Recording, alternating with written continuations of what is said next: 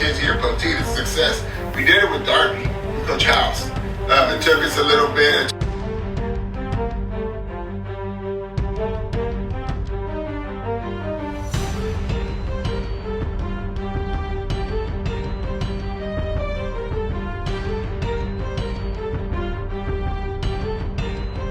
Hello everyone, welcome to 830 Amplified, powered by PleasantonExpress.com and presented by Price Chevrolet. Together, let's drive. I'm Daniel Elizondo, Managing Editor of the Pleasanton Express, and my co-host is Heaven Marquez. She is the sports editor of the Pleasanton Express, and today we have a very special guest, Mr. Coach, I want to call you Mr. So it's Coach Rudy Valerio. Yep. How are you doing, Coach, from Poteet? From Poteet, Texas. Yeah, Poteet High School. I'm doing well. How are y'all doing? I hope everybody's doing well.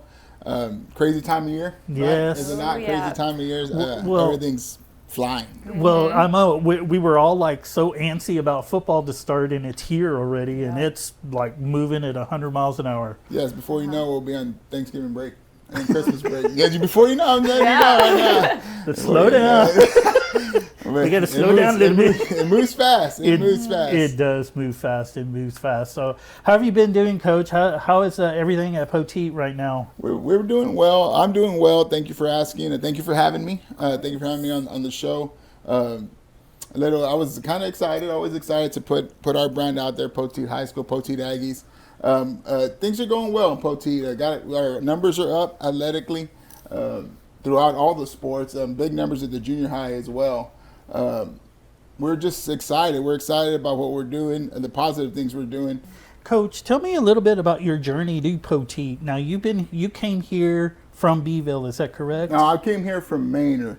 Manor High School. I was in Manor High School for 3 years. When Coach House took the job here, Darby House took the job in 2018. He called me to be his defensive coordinator and assistant head football coach. I was a Manor at the time, coaching defensive line for Jimmy Mitchell. And I decided, I worked with Darby, so let me rewind a little bit. I worked with Darby in Beeville. I worked with Darby in Beeville. The first time I worked with him was for Coach Mitchell. Jimmy Mitchell was the AD, head football coach in Edna the past five years. We worked together there. Then we kind of split from Beeville. I went to Manor with Coach Mitchell, and Coach House went to, I believe, Somerville with his dad. Jesse, I may be wrong there, but in my facts, he can fact check me. But yeah, he went to Somerville with his dad. So we split up there.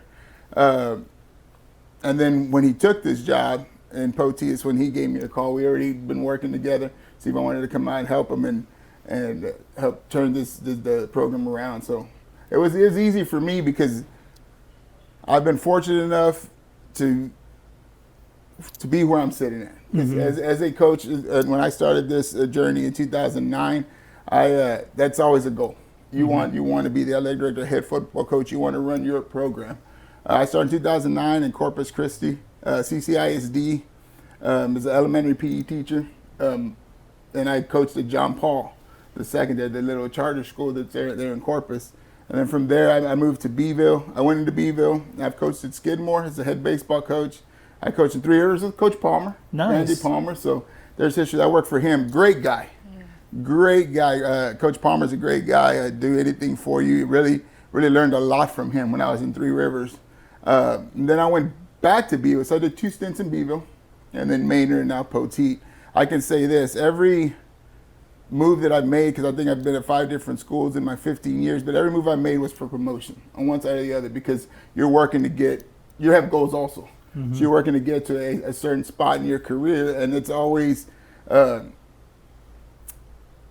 they look at your position as you would take the coaching side out of it, they want the business aspect of your position, the athletic director duties. They always look as you were either coach of a major sport. Can you manage a budget? All that experience helps you when they're deciding whether you're the right candidate for their program. So those are the moves that I made. It was usually either for a head job or a coordinator spot, just because I felt like those moves gave me the experience I needed to be where I'm at right now. Kind of deal. I'm originally from Mathis, Texas. Okay. Graduate of 01. I can say that in 1999 we played in the state championship game. Really? Yes, in the Astrodome. Remember the Astrodome? Oh, yeah. In 1999, I was a junior there. I was a starting defensive lineman. We played in the Astrodome. We lost 48 19. Who'd y'all play? You We remember? played Liberty ILU Texarkana. Oh, those Yeah. they're historically good. Yes, they are, and then it just dropped down from 4A to 3A, and it's just different beasts from what we had seen. We were underdogs the whole way over there up to the state championship. We weren't supposed to beat Gatesville, we weren't supposed to beat Burnett, but we were rolling and we won, Nice. and then we ended up playing in the state championship game, so that was awesome. That was That's an cool. awesome experience. My senior year, with semifinals. Lost to LaGrange and Ty Gunn. Ty Gunn went to play on the TCU. Oh, Ty Gunn. yes. I remember He him. threw all over us. I'll just say that. Go ahead and say that. But it's pretty successful through my high school career. So programs I've been a part of been successful. So that's what I want to bring to the kids here at Poteet is success. We did it with Darby, with Coach House. It took us a little bit. It took us about 3 years to start rolling in the playoffs, and then fifth year, we won the district championship, and we could steady in the playoffs for 3 years. So we know how to be successful. No, I know how to be successful. We've been part of programs. Coach Moreno, which is my DC now, he graduated me. So we've been part of these programs that have been successful. So that's what we're trying to do here. And that's we want our kids to enjoy that same success, because those are experiences and those are memories you're never going to forget, just because they're just so special. You carry them with you. I went to school at Hardin-Simmons University. I played football there from 2002 to 2005, and we were successful there. We were conference champions 2 years in a row, and it's just, you learn a lot from these successful programs. You want to implement it. You want to be as successful as you were as a player for the kids you're coaching now, because it's special. It's special. Football's not an easy game. It is not an easy game. Our kids put in a lot of work. They're there at 5:45. They're on the field at 5:45 a.m. every morning. That means they're in the locker room by 5:15 in the morning. So they're 5 o'clock. Some kids are there at 4:45 because parents are going to leave them as they're on their way to work. So we have coaches there at 4:45 and make sure the field house is open. But they're putting in the work. So that's where we come in. We want to help them be successful because they deserve it. Now, it doesn't always work that way on Fridays. We're not both teams can't win, right? But we want the best for our kids, and we want to be successful, and I think we're on the right path to getting to where we need to be. Nice. Yeah, you were talking a little bit about like your high school days, and obviously you've gone pretty far within whenever you went to high school. Was coaching always like a goal in your mind? Was that something that you always wanted to do, or how did you get into it? Yes, I've always, I guess, growing up, right, because you're trying to figure out, especially as a young adult, sophomore, junior year, senior, what you want to do. I always told myself I want to do something I'm going to enjoy. And then there were some coaches in my life that kind of made me want to be a coach. I grew up, and I'll be personal here, it's okay. I grew up in a one-parent household with my mom. My mom raised me and my brother. My brother works for me there in Poteet as well. He's 2 years younger than me, but we grew up single family or single parent home. So the coaches, there were some coaches that really helped me decide that this is what I wanted to do, because I could gravitate to them when I needed something. I needed to ask a question. They were just that role model for me, that male role model for me that I didn't have. So that was big for me just because of where I was coming from, my household, my home family, where I was coming from. Now, my mom, hardcore. She worked what she needed to do to take care of me and my brother, all the love in the world for her. And I think she did an amazing job with us. But there's always, there's always that male role model that you need, and I found it from the coaches. When I was playing in Mathis, Coach Sosa and them, Coach Lindquist, the guys that you see that you want to be like, that are there for you when you need it. So that's where I wanted to do. That's where I decided that I wanted to become a coach, a teacher, really, because you're a teacher as well. Right. Most coaches teach in the classroom. I wanted to be an education for the students that do need that role model, the students that do need that extra help. Well, you saying that, football was a part of your life from the very beginning because you played in it, and then you get into coaching, but a lot of people don't realize, and this goes the same for teachers as well, that like what you're saying is a single family home or a single parent home, and you're looking for that role model. You see that a lot. And, now you're that figure where you have to be the role model for these kids as possibly a father or a grandfather or uncle or something, you know. You have to play that role, right? Because football is not just about the game, it's also about life. Correct. And we tell these kids all the time, we try to do little things to make them prepared for life when they get out, whether it's calling us to let us know they're not going to be at practice, because that's a simple example. We tell them, when you get a job, when you get out of high school, they're not going to just let you not call in. You got to call somebody if you're not going to be there. For some reason, I'm not going to be there. I got to call my boss. I got to call Mr. Governor, let him know I'm not going to be at work. I'll be at practice, but I got to go appointment or whatever. It's just part of growing up. His no-show stuff doesn't work in real life. You're going to get fired, and you're going to get fired from a job that you need to provide for your family. You know what I mean? It doesn't work. So those little things like that we try to instill in our athletes: punctuality, being on time, just being where you're supposed to be, being a man of your word. If you say you're going to do something, do it. So you're right. Football, the game of football or athletics, let me rephrase what I'm saying. The athletic program is way bigger than the game of football.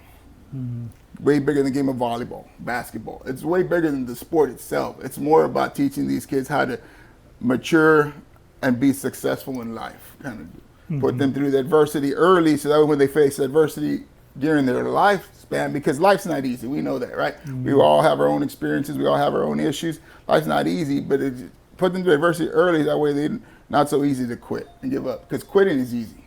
So the faces and coaches understand this. You're going to get kids that come in, they're going to tell you, I don't think football's for me, or I don't think basketball's for me, and they try to quit. I don't let them quit. Not right there. Not in front of me. I don't let them quit, because quitting's easy. Why do you want to quit? Because you're not playing enough? Let's put in the work to get better. You want to quit because you're not seeing eye with a head coach? Okay, well, let's grow up and have that hard conversation with him, right? Go speak to him, see, or her, how can I get better? How can we fix this? We tell them what you don't like. But I'm not just going to let you quit, because that's easy, and I don't like setting that standard for them going up, kind of deal. But yes, I also don't let them use, because I grew up in a single parent home, I don't let them use that as a crutch either, because I've been there. I've done that. And what they don't understand, they as in student athletes don't understand, I've been there. We've been there. Right? We didn't grow up in the perfect household. We didn't grow up with the perfect having all this money and doing everything. We didn't do it. And I've been there from experience. I'm here to help you, but I'm also not going to let you use that crutch. Eventually, you got to make that decision. It's going to make you want to be better. You want to be better than what you had. You want to provide for your kids more than what you had or what you didn't have. And like I said, my mom is an OG. She's an OG. She worked 2 jobs she needed to get what we needed. We had what we needed. Maybe we didn't have all the extra stuff, but there's nothing we didn't need. But she made sure of that, right? So why don't you want to be better than that for your kids? Kind of deal. So we're not using excuses. Excuses are not accepted at Poteet. Quitting is not accepted at Poteet. I'm going to make it hard for you to quit. And sometimes they don't like that, and you give them 2 or 3 weeks to come back and they don't quit, they stuck it through, and that's fine. The next year, if you don't want to play, don't start it. Don't start the sport. I'm okay with that. Don't start the sport. Come talk to me. You didn't think basketball was for you. You don't want to play this year. That's fine, but you're not going to quit something once you start it. Quitting in the middle, because it gets hard. That's just not setting the great example to let him do that, or setting the standard for him and moving forward. And I say him because I deal mainly with boys right now in football. So that's, sorry, I feel like I'm rambling. I'm talking a lot, kind of deal. Yeah. But You're good. I'm I just like giving it. you everything. I like that. I feel. Yeah. I like it, and talking to you coaches and head football coaches as yourself, I'm like a sponge. I'm listening. I know GSU, we're just listening, and I love that. Yeah, I did want to talk a little bit about like your motto for this year. So we had already talked a little bit for the fall sports preview. Senior Nathan Crimpin mentioned it to me, of course, whenever I was interviewing him about it. Tell us a little bit about Flip the Script and what that means to your team for this season. Flip the script is a very simple terms, is to be better than last season, right? We're flipping the script. We won some games last year, but we didn't get into the playoffs. We want to change that story right there. We want to go ahead and get that 11th game. We want to get into the dance. He told me, he came up, because we're an ERO team, event response outcome. That I believe in that. Then that's just your event plus your response going to equal your outcome.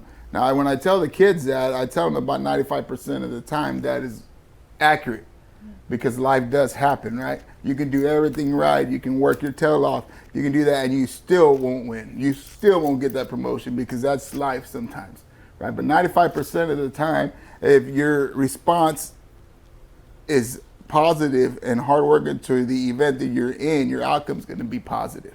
And we do that ERO, and that's what when I took the AD job, that's what I kind of try to instill. And we'll break out and I just tell them ERO in class, right? You can add that to anything. You're in class, and the event's the class, math class that you don't like and you're trying to stay awake, right?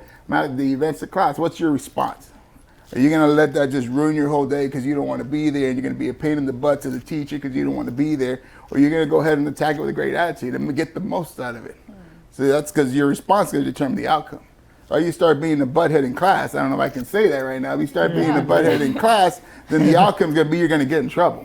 And then I'm going to get an email. And then you're going to be doing some OFI, some opportunity for improvement, because you attack the event with the wrong response.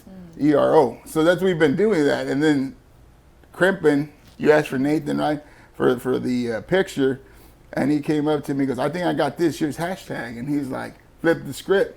And I'm like, I like it, because that's our goal. We want to flip the script. We want to be better than we were last year. We want the story. We want to rewrite the story, right? Rewrite the story. We want a better ending, a more positive ending than we've had the last couple of years. And I think it's great. And I think it's also great that one of your captains, one of your seniors, comes up with your hashtag for the year, because it's all about hashtags now, right? Or hashtag ERO or hashtag flip the script.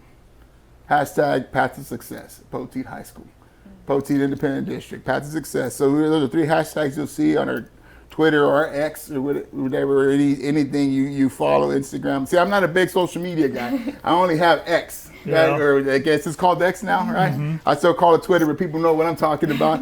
I don't have anything else, Facebook or anything like that. So everything I see, I get from the other coaches that do have it.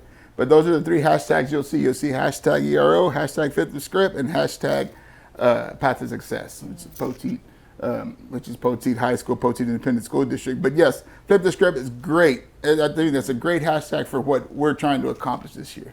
And that is just being better and rewriting the story, last year's story. That's nice. That's nice.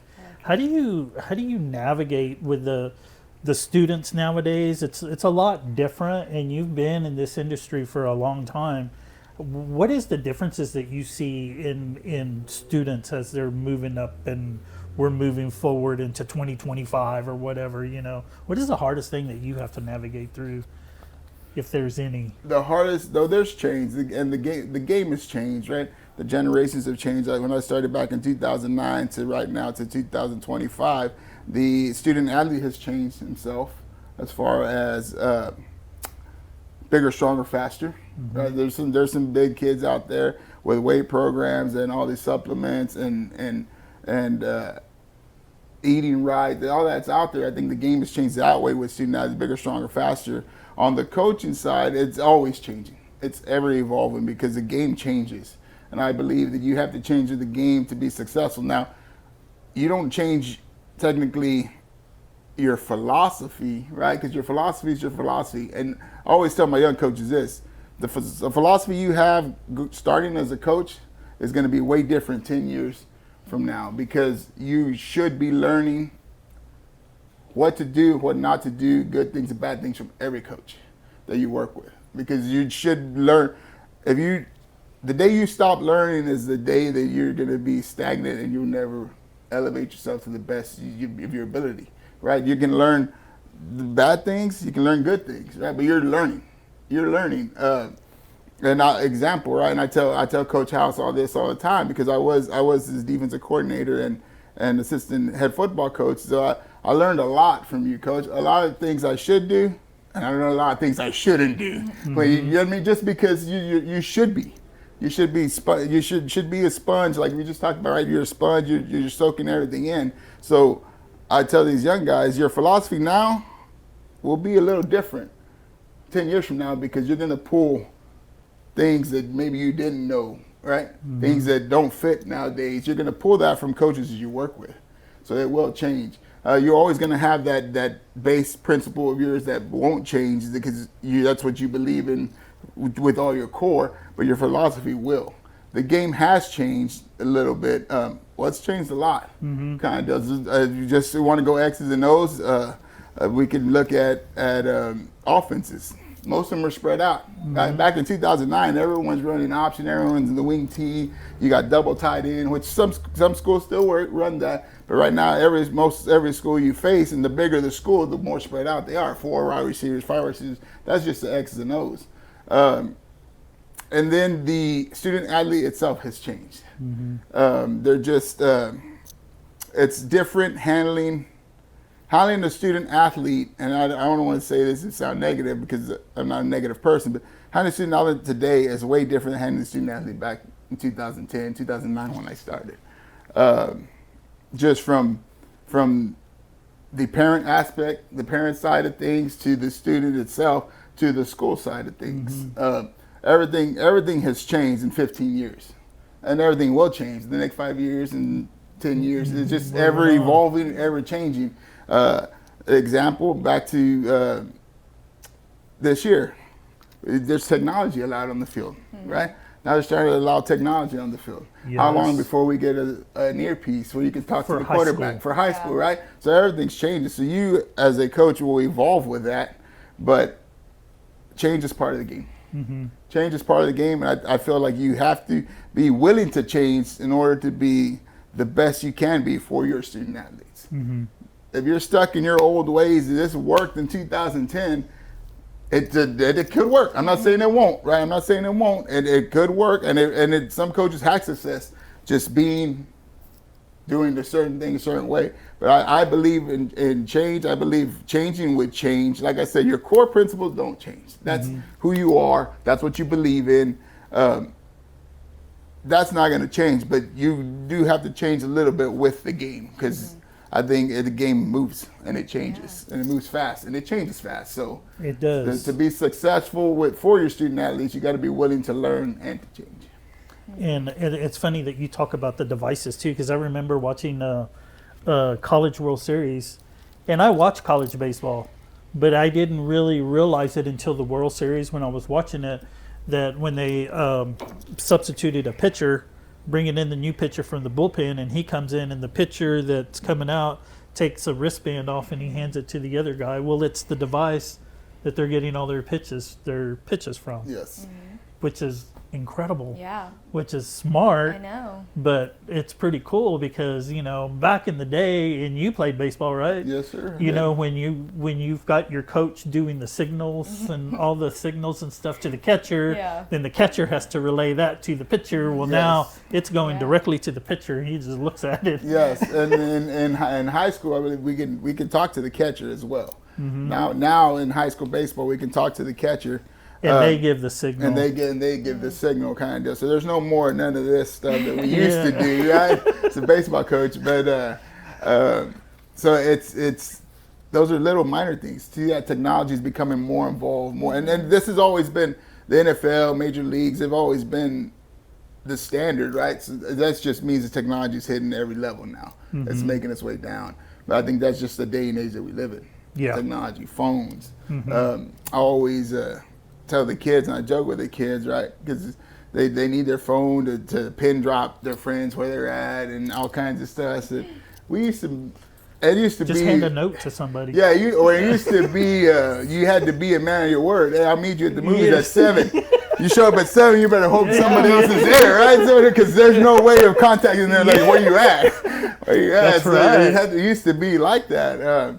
They don't understand, right? Because they were born with technology already being a big role, which makes me feel old. Yeah. It makes me feel a little old, but yeah, they don't understand that. You set a date, right? A date with anybody at 6 o'clock. You hope they show up because it's there. Yeah, if they're not there at 6, then I don't know. I don't know if they're showing up. I don't know if they're showing up.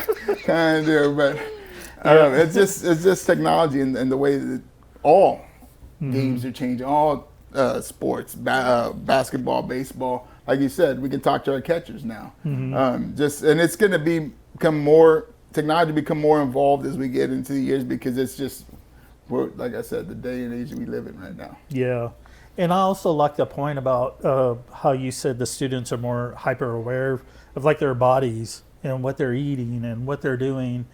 And I see that a lot in today's world. Like, kids are more aware of their bodies and what they need to do to keep up with their bodies and their health and stuff. And I think you're right. That's a difference that you see in the student athletes nowadays. Right, because the dedicated ones, the real hardcore dedicated to the sport, are eating right and sleeping right and getting their protein and the nutrition and their rest, and then they're in the weight room, and it shows. It shows in their body the discipline that they have, right? I wish I was disciplined enough to be in the weight room 5 days a week. Right now I just try to hit 2. If I can get 2 days, I give myself a pat on the back. You do a good job, Coach Valerio. But they're in there 5 and 6 days, and they're getting the proper rest. And I props to them, because they're changing with the game and the physicality and the size and the speed it takes to play nowadays. Because you see it through college, you see it through the NFL, right? In the 80s, your offensive tackles 6'2" maybe, right? Through college, through high school. Now in college, offensive tackles are 6'7" and 6'9". Like, it's just, I mean, the size, the bigger, stronger, faster has caught up to the game, basically. Bigger, stronger, faster. And I was fortunate enough when I was in Manor High School. At the time when I was in Manor, I think it was the 3rd largest school in Texas, right? We were 6A then. Manor's in the Austin area? Yes, it's in the Austin area, right off of 290. Right, okay. Kind of deal. And I was fortunate enough to coach these Division I athletes. I think the defensive line that I coached there was Texas Tech, TCU, University of Florida, right? And then you get the experience with the recruiters coming in, and you start meeting a lot of people. You start meeting the recruiters. You're taking these kids on their campus trips, and you just start seeing the game and seeing how they are recruiting on potential, and they just start learning, right? You start learning from them. So I guess what I'm trying to say is that I've seen the game change through the recruiting process as well.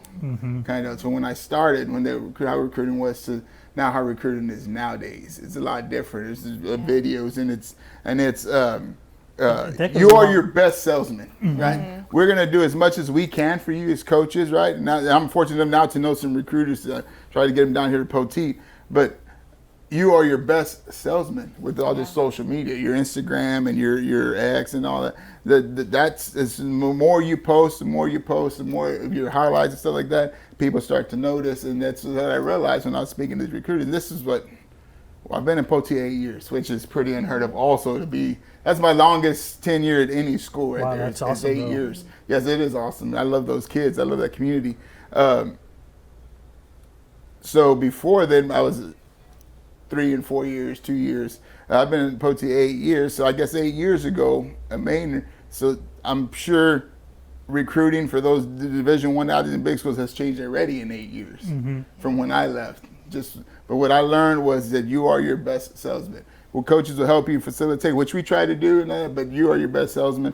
Be careful what you put on social media, right? Be careful what you like. You may not even have to put anything. You just like the wrong thing. And the competition's so close that just takes you off of their board, the recruiting board. And experiences like that we try to get our kids to learn from, try to get them to understand that we've been there.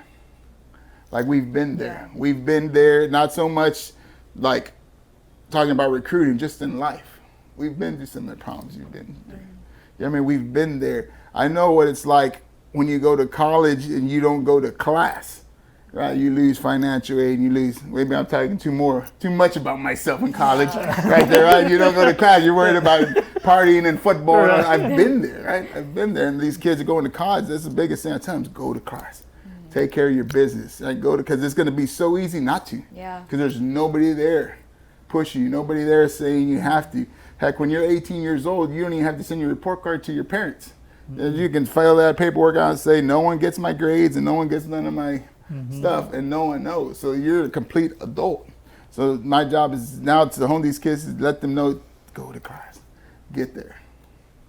That's just, Yeah. parts of what we do. Yeah, and the whole social media aspect of it is, I mean, that's a whole different, conversation and a whole different thing, because it's just crazy out there. Yeah. But a lot of what I see on social media, especially in X and in athletes, is, and it's a good practice, is they'll actually put, like, especially football players, they'll put their height, weight, their GPA, contact information on their profile pictures or in their profile.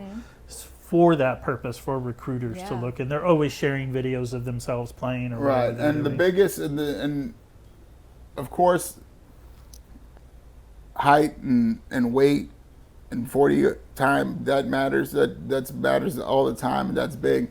But one of the biggest things that I would get asked when I was at Maynard, and these guys, I guess, pass the eye test. They're 6'4", and they're passing the eye test. They're getting recruited hard.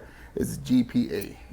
Coach, if he's not at a 3.0 or better, I can't recruit him, because some schools offer scholarships based on grades, because they'll get partial academic, partial athletic.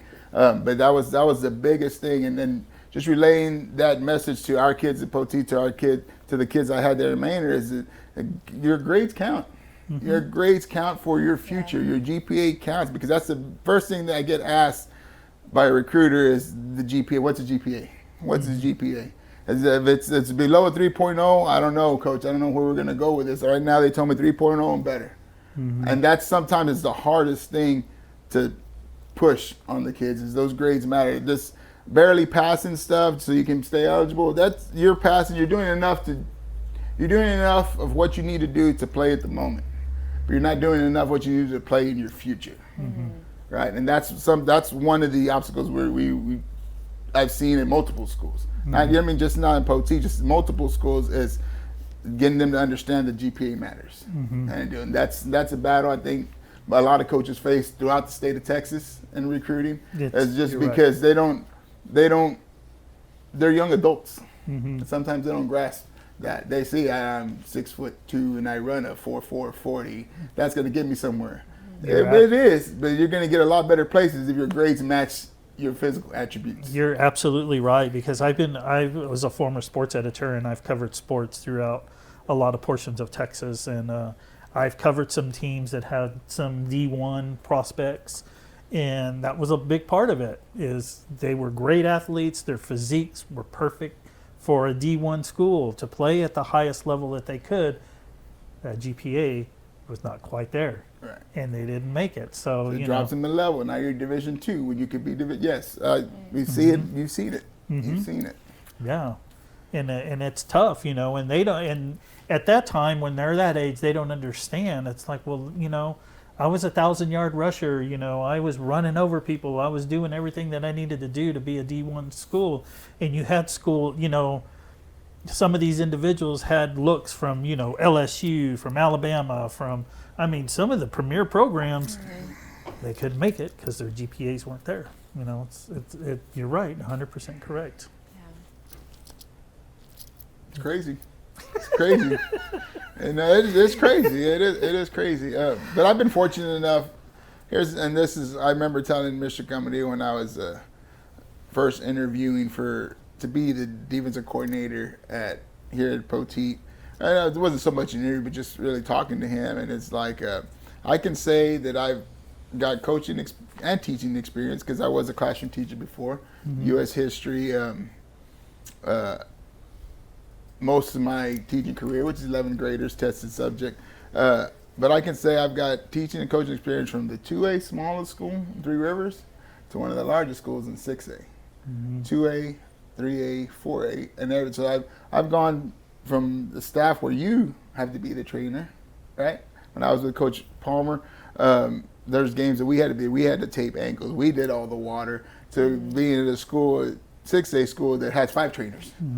So the difference in work, or the difference in the way things are run, I've seen that throughout my career. I think that helps me not only, and I'm not talking X's and O now, but as far as just managing the program. Because you've seen what small schools do, you've seen what big schools do. You kind of come in and you bring what you can to your school and what worked at this level and this level. What may not work here because it's just the numbers don't work out. The numbers don't work out. So I am fortunate to have that experience because I don't know if there's a lot of coaches out there that can say that. They usually stay, big school coaches usually stay big school coaches. Right. And small school coaches usually stay just the area. Some coaches don't want to leave the area and they're around small schools. But I was fortunate enough to be able to move around the state of Texas to pursue my goal, which is to be an athletic director, head football coach. And much appreciation to the school board down there in Poteet and Mr. Camarillo for giving me this opportunity, for making my dream come true. Because this is what I want to do, it's what I've always wanted to do, and they've helped me accomplish that. And that much appreciation, much love. Just don't know how happy you made me. Yeah. And I want to give a shout out to Albert Garza. He's a buddy of ours. We love Albert. Yeah, he's awesome. He's always I met him when I first came to Poteet. Great guy. Always supports anything Poteet ISD does, which is academically or athletically. He's always been one of our biggest supporters in the athletic program. Any sport, you'll see him at the events. It doesn't matter what it is. Big time baseball fan. Big time baseball, big time Astros fan. I'll tell a quick story about Albert. One time we were Braves were playing the Astros. Remember that in the World Series kind of deal. We went to a little smack talking. Yeah, we went to eat dinner at Buffalo Wild Wings. Me, him, and my brother, and Braves are whooping the Astros. Braves are whooping the Astros, and we're just talking trash to me and my brother and him. And by the end of the night, he was standing there not saying anything. Not saying anything. He was mad. I'm going to have to bring that up to him next time. Yes, you need to. He was mad. He was mad. But it was good. He's been a great he's a great asset to Poteet. Just in his positive attitude and the nature that he carries himself in and the way he supports our boys and girls, both academically and athletically. And he's great as an individual, as a person, and a great board member. He's going to have your back. I can say that about Albert. Yeah. I went to a Poteet football game last year because Kate Andrews, our former sports editor here in Pleasanton, when he left, and then I went to cover a Poteet game for him. And I remember I kept hearing my name. I was on the sideline right before the game started, and I kept hearing my name being yelled out in the stands. I'm like, who is calling me here? So I'm turning around, and it was Albert. He was way up there, and he was screaming my name, and he's over there waving.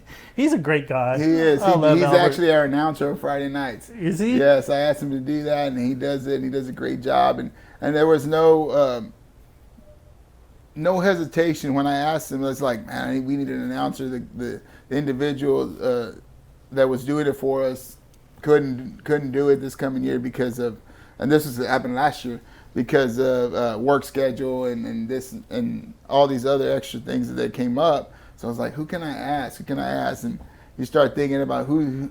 I always start thinking about, okay, who can I ask is not going to tell me no. No one likes rejection, right? No one likes Albert. I'm going to ask Albert. I know he won't say no. I know because he's all about the kids. He's all about making us better. And if he needs to do it, he's going to step up and do it. That's awesome. And he did it. And he does it. And he does it for us now. He's the voice of the Aggies. He's the voice of the Aggies now. Awesome. Since last year. Yeah, since last year. You can tell him that. I didn't know you were the voice of the Aggies. That's awesome. Yes. Yeah. But did you know that when you were at the game? I didn't know that, no. Of course, you haven't really talked to him a whole lot. Yeah, I haven't met him yet, so. He's an awesome guy. Yeah, he is awesome. He's really great. I know, he's very supportive. Like, in Facebook or anything, we post anything about Poteet, and he's like, "Oh yay! Like, way to go, kids!" and stuff. He's really positive about everything. He's positive. He's positive. He's good to have. Like I said, he's good for Poteet ISD. He really is, and I think the whole board is. Oh yeah, of course, good and supportive. Of course, of all of y'all. Of course. Like I said, props to them, and much appreciation to them because they have.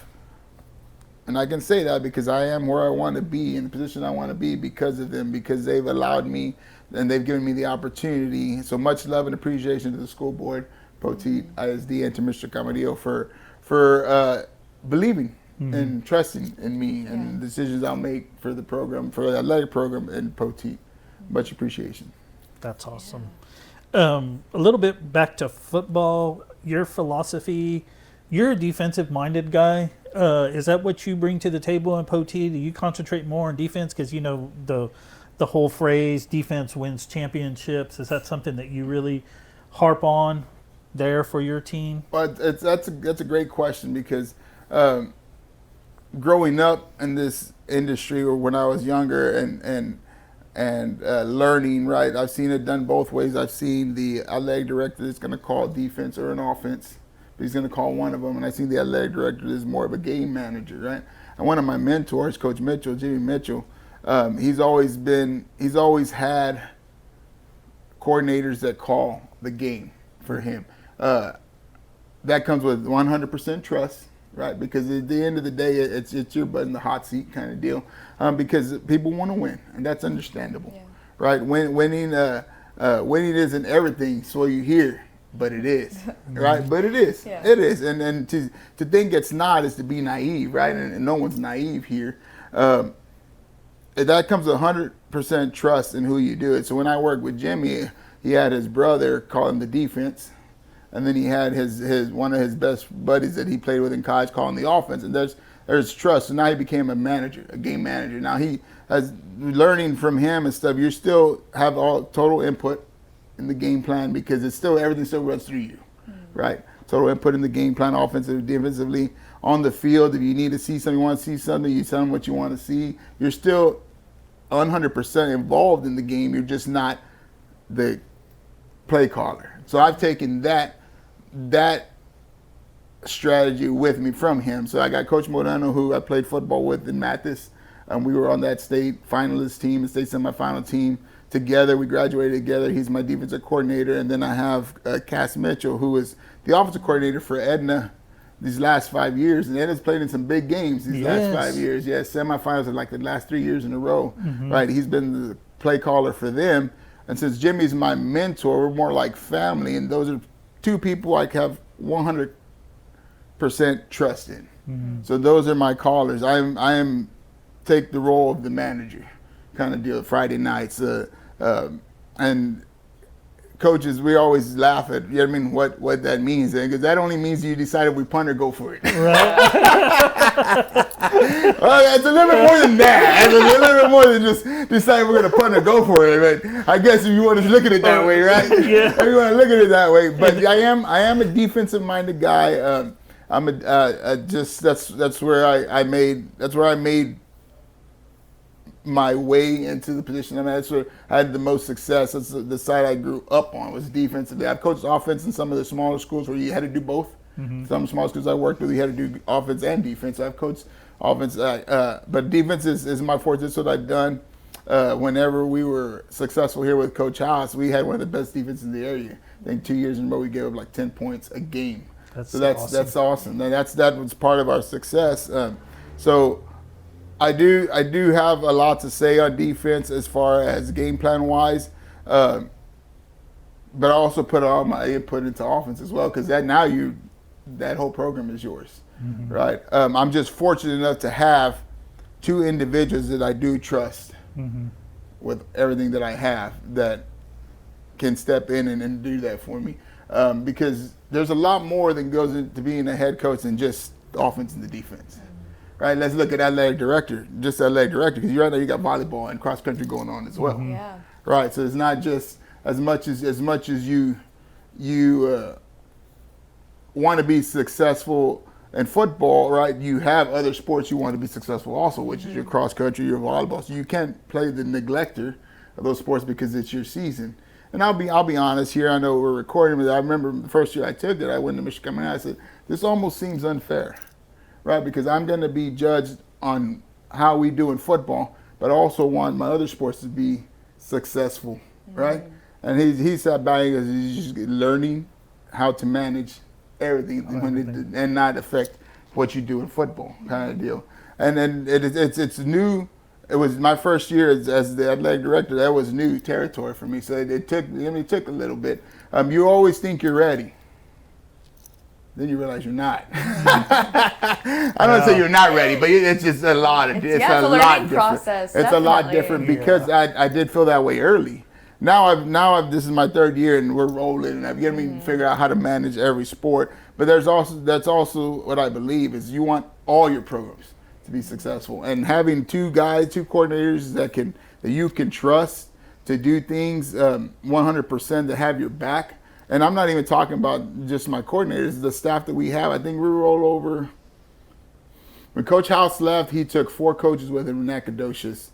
Everyone else stayed. And I think I've only rolled over 3 positions in the last 3 years on the football side. Mm-hmm. So that staff's been with me, right? So they've been with me. They know. So it's much appreciation to them and love to them because I know they have their back. They know I know they have my back. They know I have their back. It's a trust, right? Because you're working, and I'm going to see these individuals, and we're going to see each other more in these 4 months than they're going to probably, and it sounds bad, they'll spend with their wives because they're going to be at the field house 7 days a week, working, preparing just to be the best we can be on Friday night for our student athletes. Putting together the best game plan, putting in the work for our guys because they put in the work.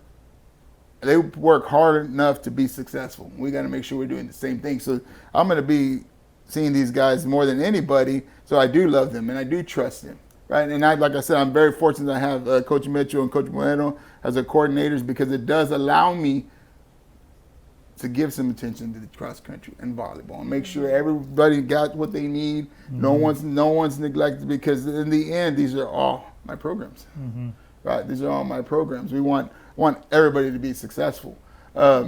So I know I've gotten better there. Like I said, and I'm being honest here. Like I said, that first year I had a little bit of a bounce snag because I just felt like everything was pulling me from football. Yeah. Kind of deal, because that's just the nature of the position. But you learn to deal with it, you learn to handle it, you learn to time manage, you learn to change, and you learn to, I guess you just learn the position itself, kind of deal. But like I said, very fortunate. Yeah. Very fortunate to be where I'm at, and I'm very blessed, and I'm just very thankful to everybody that had a hand in my life growing up, to my coaching career, to the board and Mr. Company Superintendent Poteet, to Coach Mitchell, to Coach So, everyone that's put their hands. I'm very blessed and very fortunate. I'm very appreciative to everyone that has influenced me in my life to put me here. Yeah. That's awesome. Let's talk a little bit about the homecoming game. So please tell us about who y'all are playing, and kind of what's going to be like the process leading up to that. Well, right now we're in discussion on what we want to do homecoming, because homecoming is a big thing for every school, not just Poteet, but every school has their homecoming. We're playing Crystal City. I'm not sure of the date, but we're playing Crystal City. Crystal City coming into town. As far as the festivities for homecoming, we're not set on what we're going to do yet. We usually do a parade and a town pep rally, but there's been discussion maybe doing things a little different. As a matter of fact, we got a meeting tomorrow about homecoming, what's going to happen, or a brainstorming meeting on, do we want to change it? What do we want to do? But homecoming is always a tough week. There's always a lot of stuff going on in all the campuses. There's just a lot of noise. Yeah, right? Yes, and you want your players to be able to participate in everything, but you also want them to stay focused. And I tell my players this all the time. I said, I don't think they understand what I'm saying, because it took me a while to understand what it meant. Is that homecoming is not for you. The game is for you. Homecoming is for all the ex-graduates coming home. Right? Kind of deal. So what is the best thing that we can do for them is to put out a good product on that game, that Friday night. That's the best thing we can do for them. You want to contribute to homecoming? Let's play well Friday night. That's your contribution. The only way you do that is by staying focused. I'm not telling you, and I'm sorry, this is like I'm talking to my kids, right? I'm not telling you not to go have a good time, not to go to the pep rallies, not to partake in any of the festivities. I'm just letting you know, remember what our part is in this whole week that is gigantic for Poteet. Our part is to play on Friday night. And the same goes for that Jordanton game. because you're going to hear all that noise all week long leading up to that game. I mean, and that again comes from the old timers, right? Right. They want to see, the old timers from Poteet. Well, we want to beat Jordanton, and you got the old timers in Jordanton. Well, we're going to go beat Poteet. So that causes a lot of noise. It does, and it's a rivalry game, right? And I hear, and I haven't even looked at it. I think Doc is the one that told me. We are Jordanton's homecoming.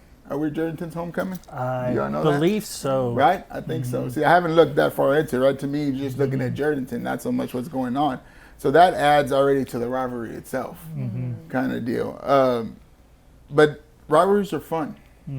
They're fun. You keep them clean. You keep all the other nonsense. It's not part of the game out of it, right? Because things can get ugly with rivalries, and we're 8 miles apart, and so we don't want none of that noise. But the trash talk and all that, if it's within good, clean fun, because it's going to be trash talking.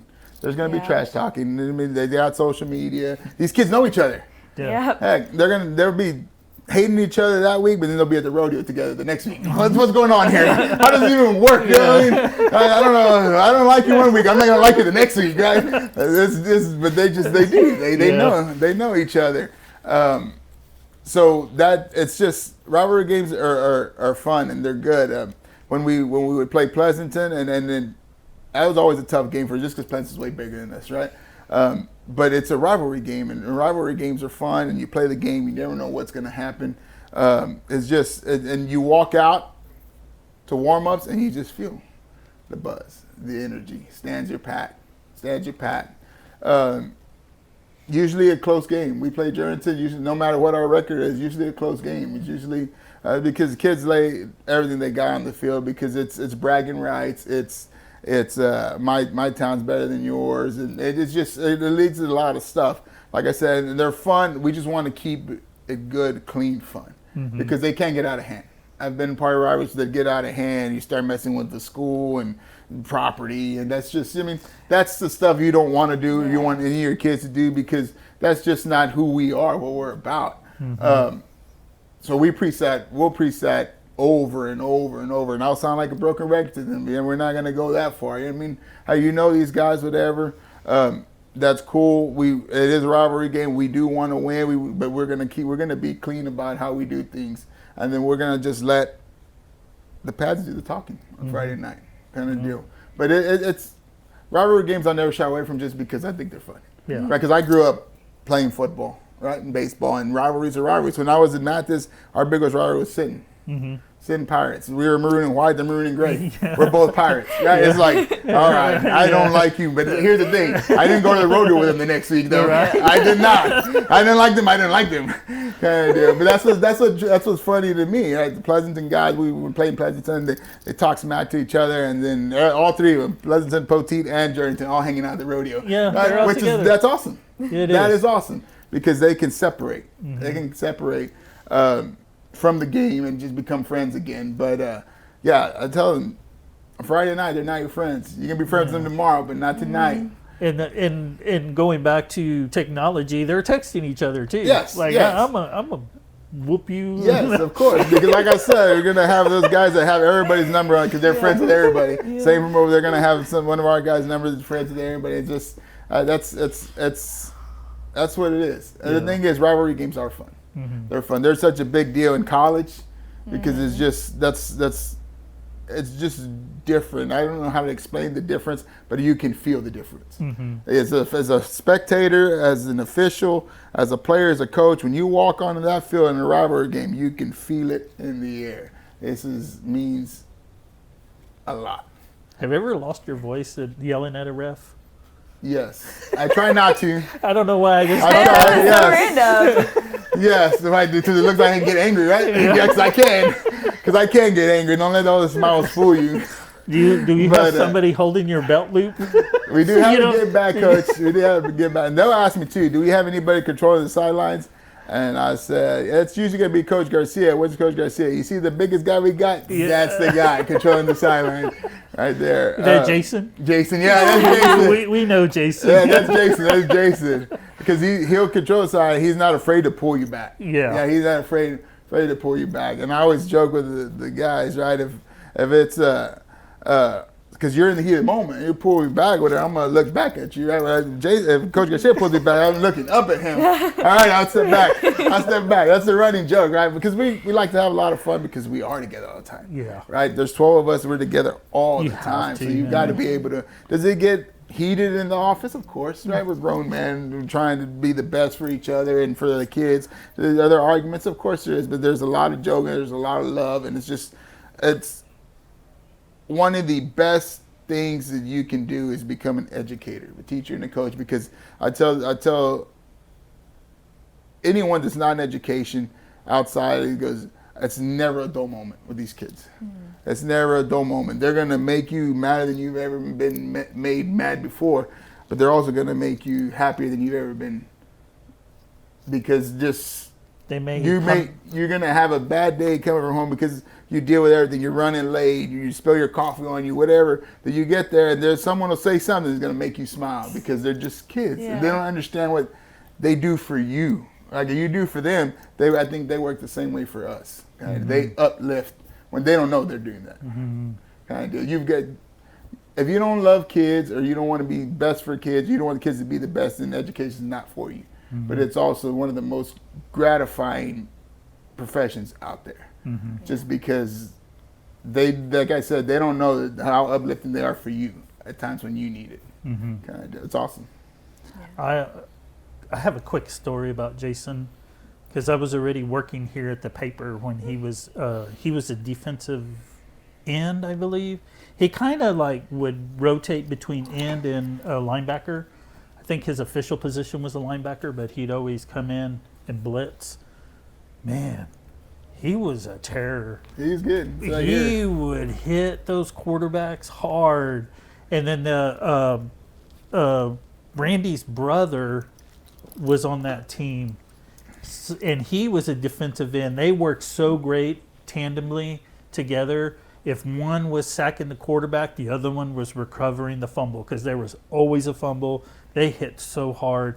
But I always remember Jason, and I think we were playing Beeville, and he hit the quarterback so hard, and I thought that kid's not getting up. And then here comes Jason just walking back, because it was a 3rd and long play, sacks the quarterback, get a fumble, we recover, and he's just walking back to the sideline like no big deal, just a little sweet guy. Yeah, he's funny. He's funny.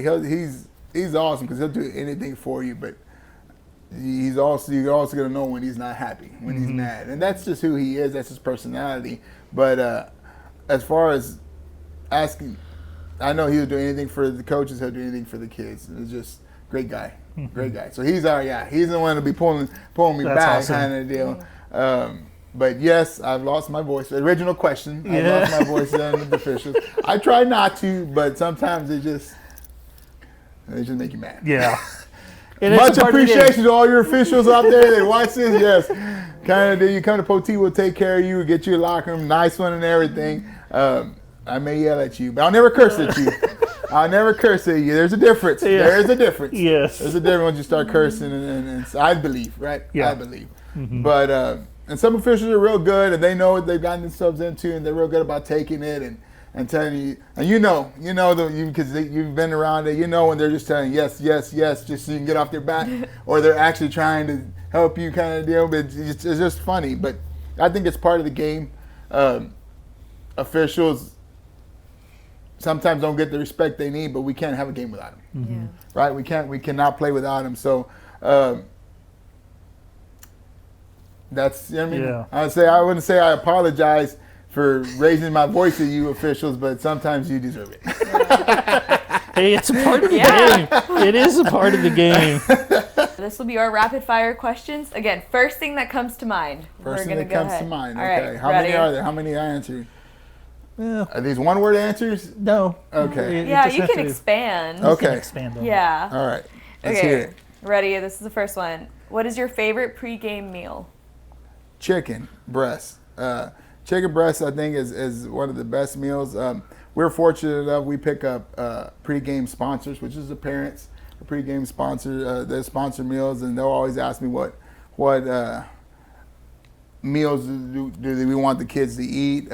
So I think chicken breast, rice, and stuff like that is good. I try to tell mom to stay away from the enchiladas, rice and beans. Yeah. But just stay away from that because it's comfort food. Eat that, I'm gonna take a nap. I'm gonna take a nap in my office. Eat some of that. So, but I think chicken breast is good, and it's filling and it's good. And then we always do or always have the Uncrustables. Oh, yeah. But that's just usually a snack because we'll try to feed our kids about 2 o'clock. Right? They're not playing till 7. We'll try to give them Uncrustables, granola bars, and protein bars just right before they go out. Just because we don't want to play on a full belly, full stomach. But I think chicken breast is always a good pregame meal. What is your go-to hype song on game day? My go-to hype song on game day, I like. This is my personal. Yes. My personal is going to be Right Now, Van Halen. I believe it's Van Halen, Right Now. That's the one I like. Oh, the song Right Now? Yeah, the song Right Now. Oh, that's awesome. Yeah, the song Right Now. Way to go, man. The song Right Now. Yeah, the song Right Now. Yes, Right Now. Yeah. I did that one, exactly. I like it. You don't like my singing? I don't appreciate it, so much. I'm sorry. I'm sorry, Daniel. But that always reminds me, and I'll tell you what I like. It always reminds me back to when I was in high school playing with Coach Morena, and highlight films were big then, and these highlights were old school highlight films. Now you do everything through Huddle, and your highlights are through Huddle, and they've got their own instrumentals you have to use. But before, we had coaches putting in time to make a highlight film with their own background music. That song was always in the highlight film because it's got that great opening, right? It's got that great opening. With the piano. Yeah, the piano. That always gets me fired up. I put it on for the kids. They're like, "What is this, coach?" Yeah, y'all know nothing about this life. So I tell them. Oh my gosh. Okay, so what is your most superstitious routine on game day, if you have any? You have anything that you specifically need to do on game day before y'all start? My most specific routine on game day before we start is going to be taking a shower. I don't know. I mean, I don't know if that's weird or whatever. We have showers there, kind of deal. We'll go out, and right before we go out for pregame, I'll jump in the shower, come out, change, you just feel fresh, you feel ready to go. Just livens you up, kind of deal. I've done that since I was in Little League, but I think that had a lot to do with my mom because it was like we're playing at 4 o'clock. I'm getting home from school. Jump in the shower so you can put your baseball uniform on. Yeah. So I don't know if that starts from that because I've done that through college and everything. Even when I was playing, to hit the shower. It was just like a habit. A habit, right? So that's just continued the whole time. I don't understand because as a kid, right? And you're like, what happened? You're fighting the shower. I'm 8 years old playing Little League. A lot of times you don't want to get in the shower and stuff like that. But I never understood it. But I've carried that with me through my playing career, coaching career. Just anytime before we go out in the field, I'm in the shower and we're gonna be fresh. We're gonna be ready to go. Nice. Might be a little weird, but that's what I do right there. That's interesting. That's what I do. Hey, if something happens, at least you're clean, right? Yeah, exactly. Like if to go to the hospital or something, we don't want that. But That's what my parents always told me. It's like you always have to be clean because what if you have to go to the hospital? I'm thinking, what does that have to do with anything? I mean, I'm at the hospital. I'm sure they're not worried about how clean I am. I know, that's what I'm thinking. I'm like, that's the last thing I'm worried about. Yeah, so that's just, like I said, I don't know if I've carried that from when I was little or whatever. Might be weird to some people, but that's my pregame routine. What is the funniest moment you've ever had at a game?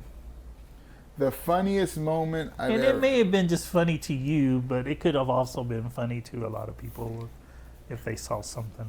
The funniest moment has happened to me at a game. Let me think here. Did you fall down or something? Or? There's a lot that goes into it. I can tell you the funniest thing I thought I've seen in a game that I always remember this. This is when I played, and it's on the highlight film, right? We're playing in San Diego. The Vaqueros, I'm not San Diego, Vaqueros are playing there. Mm-hmm. Well, they have, the field they used to have had the track underneath one side of the stands. Oh, because And then the field was the bleachers were too close to the field. Yes, so they had the track underneath one side of the stands, but it ran through the other. Like it was just weird. So the home stands had the track, Right. But the visitor stands, the track ran underneath, kind of deal. So the cheerleaders are right here, kind of deal. And it's always funny because one play, running back's running the ball at our sideline. Santiago Vaquero tries to tackle him, or he does kind of bring him down.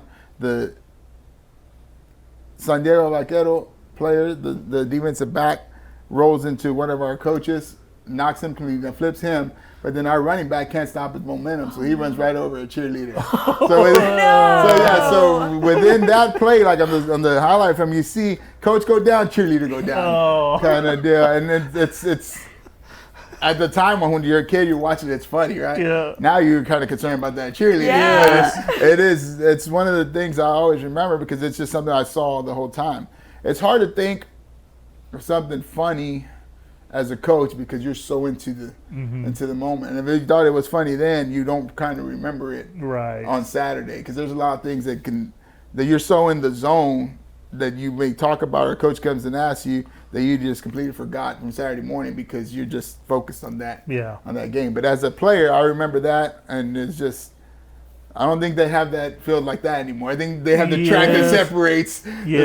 But it's Charlotte used to be that way in their field. They used to have exactly what he described. It was the same way, and the other when you came around. The other end of the track was behind the bleachers, actually. Yeah, so then it like you put you right on the field. So there's no room for cheerleaders or anybody like that. I mean, the bleachers were right there on the sideline. I mean, the players were scrunched up right against that sideline. From what I remember, I think she was fine, the cheerleader. Because the thing is, remember, she's not even looking. Because she's facing the stands, kind of deal. So I just remember the whiplash of the little girl. Oh no. Then the coach just getting rolled over. All in the same play. Coach goes down, cheerleader goes down. Oh my gosh. Oh my gosh. What is your favorite sports movie of all time? My favorite sports movie of all time, Major League. That's a good one. Major League. I like all three of them. Major League, Major League 2, and Back to the Minors. Yeah. I just think the humor is on point, right?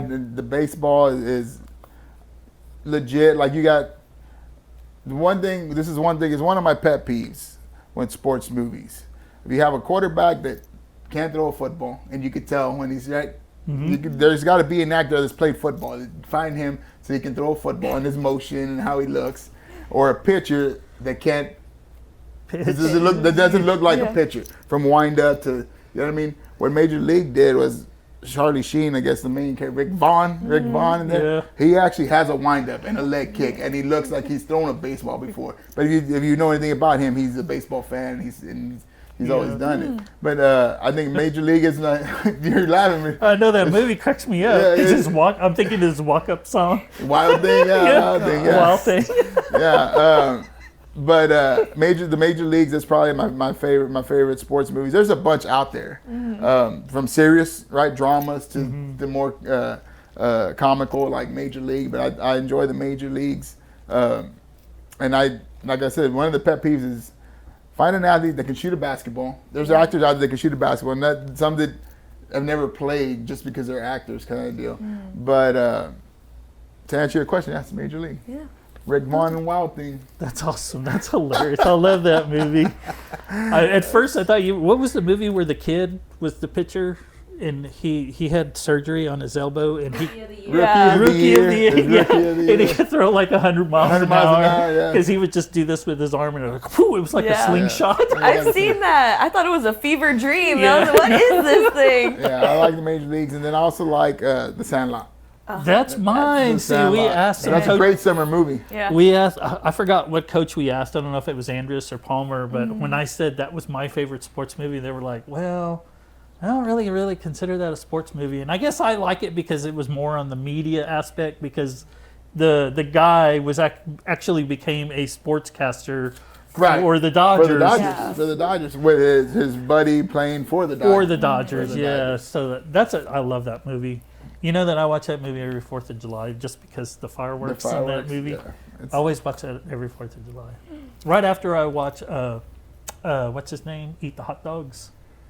Oh yeah, I can't remember hot his dog name, eating but competition. yeah. Yes. That kind of grosses me out, but I watch that every year. It's so interesting. it grosses me out. But if you enjoy it, I know my wife is like, when she hears it every morning Yeah. on 4th of July, she's like, oh gosh, and she just walks out. But I'm sitting there like it's a football game. Yeah. I'm like, I gotta watch this. Joey Chestnut. There it is. Yeah. Oh my gosh. you're a fan. Huh? Yes, You're a fan I'm of a Joey fan. If I Chestnut. saw Joey Chestnut, I'd probably like geek out Yeah. big time. You would recognize him, like out in Yeah. the streets. That's Yeah. how much you watch this. Yeah. You would become a selfie person then, huh? I You'd would. be like, right I'd here. be like, Come I here. got Joey Chestnut. Well, Coach, I really appreciate you coming and visiting with us. We had a really good time. I appreciate you having me here. I appreciate you letting me speak about Poteet Athletics, and I appreciate what y'all do for us, getting us out there, putting our pictures in the paper, and just recognizing our young men and women that put in the work to have the success that they do. I appreciate you. Much love. Yes, sir. Yes, and wish you good luck the remainder of the season for Thank you. all of Poteet Athletics. We love covering Poteet Athletics. We have a lot of good friends in Poteet, so we appreciate what you do as well for the student athletes as well. Like we talked about, it's about life and stuff. So Right. you play an important role in their life, I'm sure. We just thank all the fans that watch A30 Amplified. We appreciate you. And don't forget Price Chevrolet. Go visit them. They always have great deals going on. You can ask for LJ Moraz. He'll hook you up. There's a lot of good salespersons over there at Price Chevrolet, so go visit them on Oaklawn Street or Highway 97, as we all know. But thank you for enjoying this episode for A30 Amplified, powered by PleasantonExpress.com, presented by Price Chevrolet. Together, let's drive. Thank you very much. Until then, we'll see you next time. Bye. Go Aggies.